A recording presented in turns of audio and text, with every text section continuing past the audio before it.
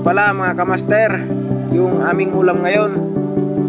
Ayan, sariwang sariwa, bagong huli. Itong mga to, yung kulay-pula yung buntot, lipistikan yung tawag dito sa amin yan. At yung isa naman yan, talakitok. Tapos itong isa,